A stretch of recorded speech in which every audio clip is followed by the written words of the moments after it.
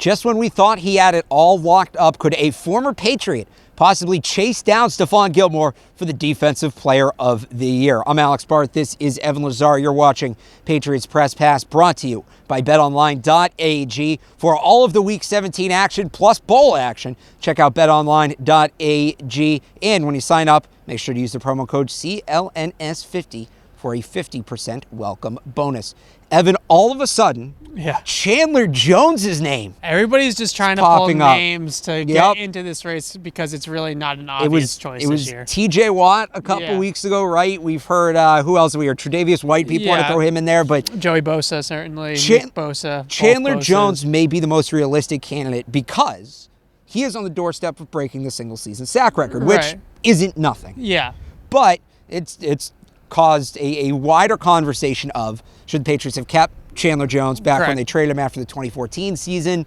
And there's a couple points we need to make here. Yeah. First off, the Patriots would not have Stephon Gilmore if they had kept Chandler Jones and paid him long-term in 2015. Yeah, this is a bigger, if we're going to get into that part of the discussion, this is a bigger rush versus coverage discussion that analytics Twitter has really taken over in the offseason. And most findings have found that the shutdown corner is more valuable than the great pass rusher. And I think the other thing is that it's not just Gilmore that they wouldn't have. They wouldn't have Joe Thuney, and they wouldn't have that little bit of Malcolm Mitchell that they did get. And it's Malcolm Mitchell for that Super Bowl run. It's Joe Thuney for 4 years as a plus starter at left guard and now a great starter at left guard, one of the best in the league.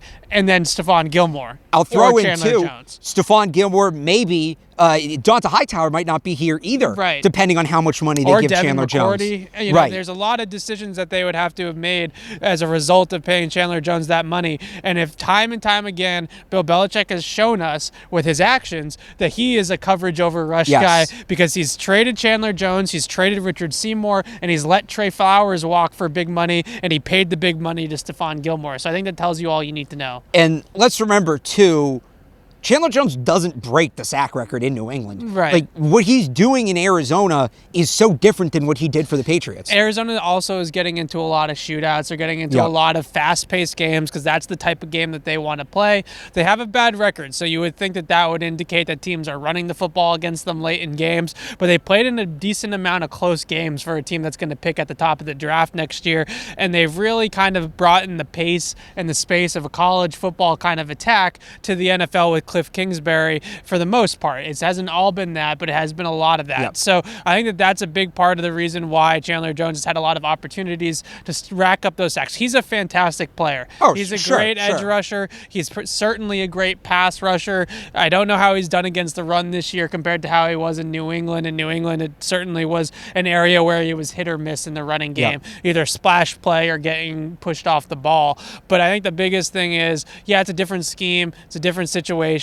But I do think that at the end of the day, this whole Defensive Player of the Year discussion is happening because we don't have a dominant candidate right now. So Stephon Gilmore is a great player. Chandler Jones is a great player. TJ Watt, great player. But we don't have a JJ Watt. We don't have a Von Miller. We don't have an Aaron Donald type season where it's a Hall of Fame type season. Well, some people I think would tell you, and the argument would be, well, if somebody sets the single season sack record, that's dominance. But like you mentioned, the games they've been in, it's been a lot of empty sacks. Yeah. Right? It's been those sort of situations. And a couple last week against Russell Wilson, where Russell Wilson scrambles back almost to the line of scrimmage, and Chandler Jones is kind of just in the area or touches him down or something like that. And I would put on top of that, too, and this is the final point we'll touch on here, when let's say it does come down to those two, and if you have to pick one, Chandler Jones set the single-season sack record, so what? The Cardinals have won, 3 games, maybe 4 if they win on Sunday. Stephon Gilmore is arguably a bigger reason than anybody. Yeah. The Patriots are where they are, and that's the second seed in the AFC and poised to make another Super Bowl run. I think that has to factor in. Yeah, and I think that the Patriots bias is also coming in here a lot, too. Of course. In here in the back door where a lot of people We need to remind people Chandler Jones was once on the Patriots to help Stephon Gilmore. A lot of people are they don't want to give it to Stephon Gilmore. They don't want to give it to a Patriot. And they don't want to give it to a corner either, I think. And they don't want to give it to a corner it would be the first time, I think it's since 2009 that a corner has won that it. A defensive back, Polamalu. Or I think it was Polamalu. I think Charles Woodson's won a Charles defensive Woodson was the last corner to win it. I think that was 04 off the top of my head. There's been some defensive backs that have won it, but for the most part, it is the sack guys. It's the tackle for losses. It's the J.J. Watts, the Von Millers, the Aaron Donalds, those types of players. Or even a Luke Kuechly, a guy who can amass 150 tackles in a season. But like you said, that guy, short of Chandler Jones, not in the NFL this year, so we will see. Does Stephon Gilmore get the bump over Chandler Jones, or will the former Patriot come back and steal the award? Let us know what you think in the comments down below. This edition of Patriots Press Pass has been brought to you by betonline.ag. Check out their website. Use the promo code CLNS50 for a 50% welcome bonus. For Evan Lazar, I'm Alex Barth from Gillette Stadium. Thanks for watching.